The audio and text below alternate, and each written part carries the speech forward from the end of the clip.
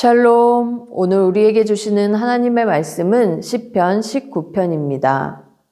하나님은 살아계시고 그분의 영광은 날마다 빛나고 있습니다. 찬양받기 합당하시죠. 이 사실을 우리는 어떻게 알 수 있을까요? 오늘 주어진 말씀을 읽으며 함께 깨닫길 원합니다.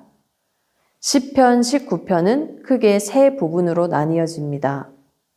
첫 번째는 1절에서부터 6절입니다. 우리는 천지 만물을 통해 하나님이 살아계시고 그분의 영광이 날마다 빛나고 있음을 알게 됩니다. 1절 말씀입니다. 하늘이 하나님의 영광을 선포하고 궁창이 그의 손으로 하신 일을 나타내는도다. 아멘. 땅이 혼돈하고 공허하며 흑암이 깊음 위에 있을 때 하나님은 선포하셨습니다. 빛이 있으라. 그렇게 하나님은 태초에 천지를 창조하셨습니다. 그분에게서 난 만물인 것이죠. 그 만물은 하루도 빠짐없이 하나님의 영광과 그의 손으로 하신 일을 알리고 있는데요. 대표적인 예로 하루의 시작을 알리는 해를 보더라도 하나님의 질서를 따르고 있습니다. 4절 말씀입니다. 하나님이 해를 위하여 하늘에 장막을 베푸셨도다.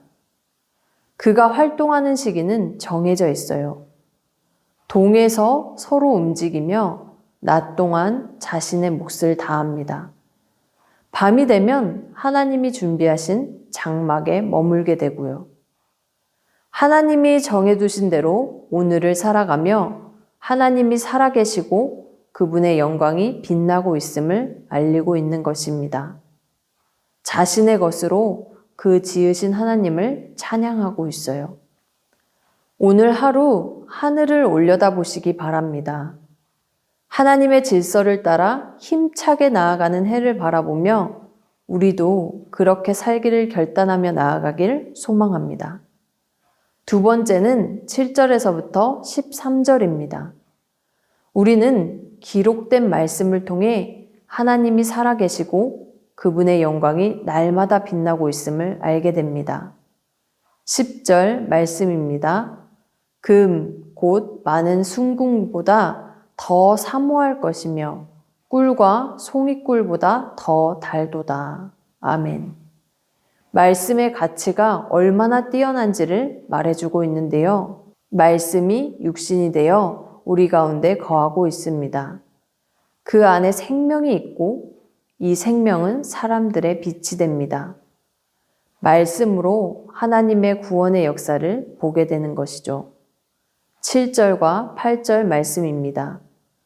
여호와의 율법은 완전하여 영혼을 소성시키며 여호와의 증거는 확실하여 우둔한 자를 지혜롭게 하며 여호와의 교훈은 정직하여 마음을 기쁘게 하고 여호와의 계명은 순결하여 눈을 밝게 하시도다.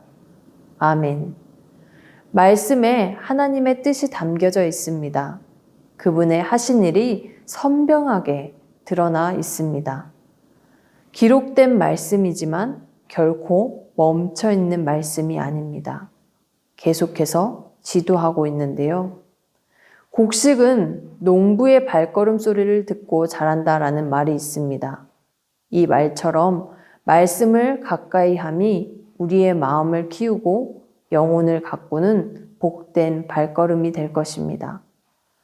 오늘 하루 기록된 말씀을 보시기 바랍니다.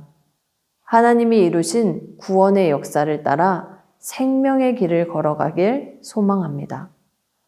세 번째는 14절입니다.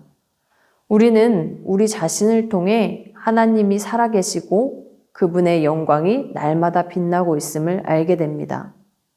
그런데 이 사실을 놓칠 때가 참 많아요. 다시금 말씀에서 지혜를 얻기 원합니다. 14절 말씀을 읽겠습니다. 나의 반석이시오 나의 구속자이신 여호와여 내 입의 말과 마음의 묵상이 주님 앞에 연락되기를 원하나이다. 아멘.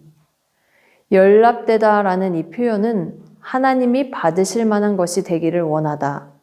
하나님의 마음에 들기를 원하다라는 의미입니다.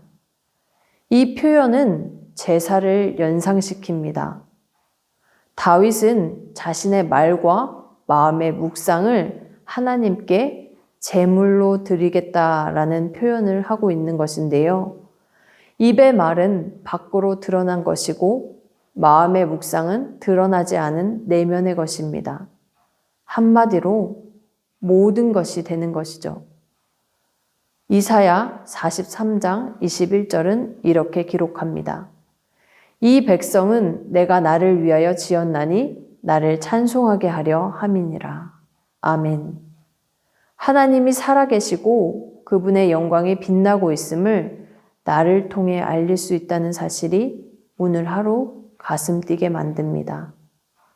우리가 하나님께 지음받은 목적대로 쓰임받기를 원합니다. 오늘 하루 마음 다해 하나님을 찬양하길 소망합니다. 그분에게서 난 모든 것이 오늘도 하나님을 찬양할 것입니다. 하나님이 살아계시고 그분의 영광이 빛나고 있음을 선포할 것입니다.